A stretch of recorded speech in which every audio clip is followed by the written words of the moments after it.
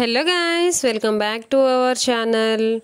ఈరోజు మన వీడియోలో రెస్టారెంట్ స్టైల్లో దాల్ కిచడీ ఎలా ప్రిపేర్ చేసుకోవాలో చూద్దాం. అలాగే ఈ దాల్ కిచడీని అస్సలు వంట రాని వాళ్ళు కూడా ఎంతో ఈజీగా ప్రిపేర్ చేసుకోవచ్చండి.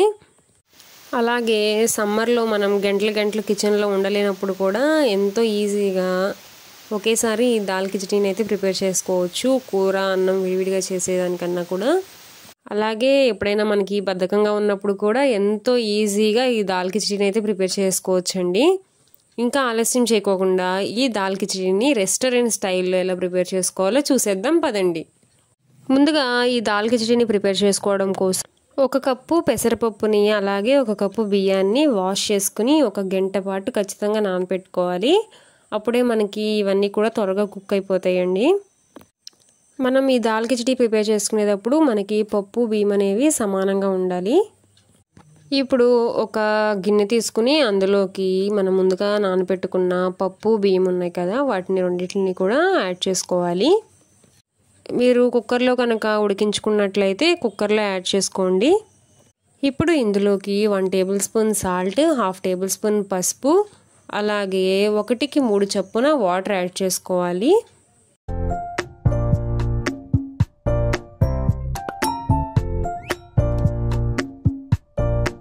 అలాగే ఇందులోకి ఒక 1 టేబుల్ స్పూన్ నెయ్యి అనేది యాడ్ చేసుకుని మూత పెట్టేసుకుని దీన్ని అంతటినీ కూడా మెత్తగా ఉడికించేసుకోవాలండి. ఈ విధంగా పప్పు బియ్యం అనేవి మెత్తగా ఉడికించేసుకుని పక్కన పెట్టేసుకోవాలి. ఆ తర్వాత స్టవ్ ఆన్ చేసుకుని ప్యాన్ పెట్టుకుని అందులోకి 1 టేబుల్ స్పూన్ నెయ్యి అలాగే 1 టేబుల్ స్పూన్ ఆయిల్ అనేది యాడ్ చేసుకోవాలి. ఆయిల్ అనేది హీట్ అయిన తర్వాత ఇందులోకి ఒక 1/2 టేబుల్ స్పూన్ జీలకర్ర యాడ్ చేసుకుని జీలకర్ర అనేది చిటపటలాడే వరకు ఫ్రై చేసుకోవాలి. ఆ తర్వాత ఇందులోకి సన్నగా కట్ చేసుకున్న ఆనియన్స్, సన్నగా కట్ చేసుకున్న పచ్చిమిరపకాయలు ఒక 3, అలాగే ఒక పెద్ద సైజ్ టమాటాని ఈ విధంగా సన్నగా పీసెస్గా కట్ చేసుకుని వీటిని అన్నిటిని కూడా ఇందులోకి యాడ్ చేసుకోవాలండి. వీటిని అన్నిటినీ కూడా మీడియం ఫ్లేమ్ మీద పెట్టుకుని మాడకోకుండా మెత్తగా ఫ్రై చేసుకోవాలి ఈ వెజిటేబుల్స్ అన్నిటిని కూడా.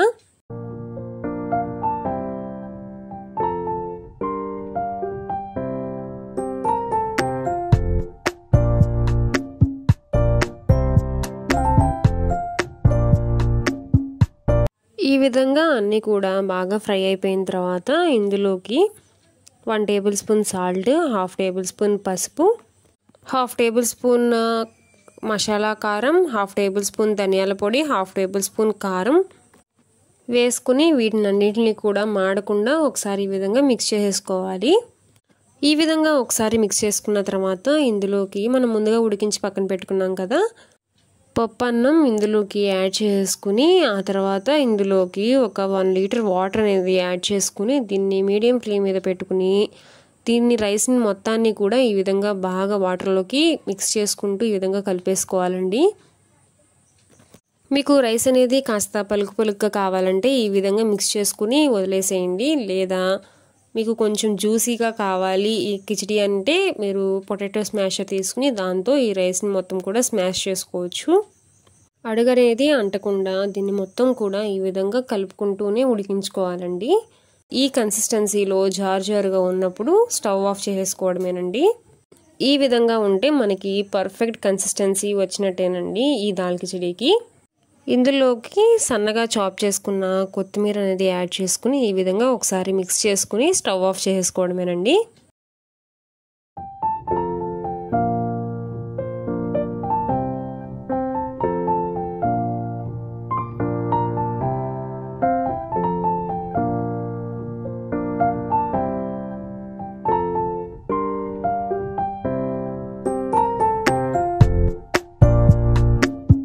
ఇప్పుడు తాలింపు కోసం స్టవ్ ఆన్ చేసుకుని ప్యాన్ పెట్టుకుని అందులోకి 1 టేబుల్ స్పూన్ నెయ్యి అనేది యాడ్ చేసుకోండి.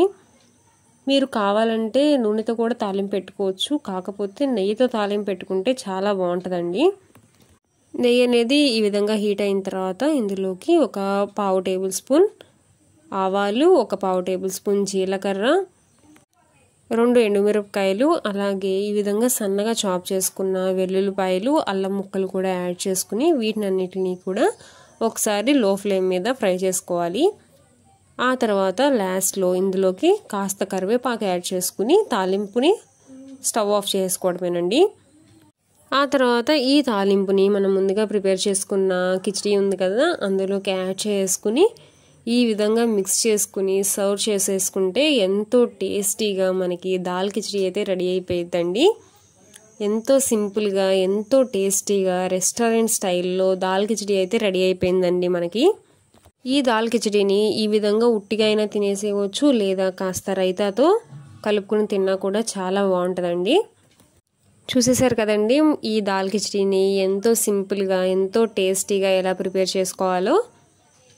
మీరు కూడా ఖచ్చితంగా ఈ దాల్ కిచిడిని ట్రై చేసి ఎలా వచ్చిందో కామెంట్ సెక్షన్లో కామెంట్ చేయండి. ఈ రెసిపీ కనుక మీకు నచ్చినట్టయితే లైక్ చేయండి, మీ ఫ్రెండ్స్ అండ్ రిలేటివ్స్తో షేర్ చేసుకోండి. మన ఛానల్ని ఇంకా సబ్స్క్రైబ్ చేసుకోకపోతే సబ్స్క్రైబ్ చేసుకోండి. Thank you for watching.